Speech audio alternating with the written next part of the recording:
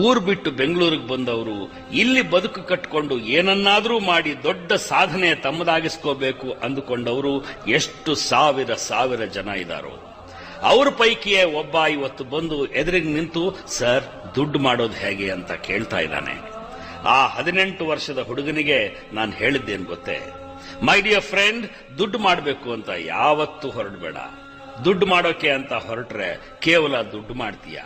ಹೆಸರು ಮಾಡಬೇಕು ಅಂತ ಹೊರಟ್ರೆ ಕೇವಲ ಹೆಸರು ಮಾಡ್ತೀಯ. ಆದ್ರೆ ಕೆಲಸ ಮಾಡ್ತೀನಿ ಅಂತ ಹೊರಡು, ದುಡಿತೀನಿ ಅಂತ ನಿರ್ಧರಿಸು.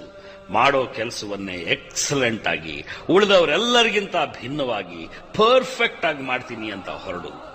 ನಿನ್ನ ಹಿಂದೆ ದುಡ್ಡು, ಹೆಸರು, ಯಶಸ್ಸು ಎಲ್ಲನೂ ಹೇಗೆ ಸಾಲುಗಟ್ಟಿ ಬರ್ತವೋ ನೋಡು.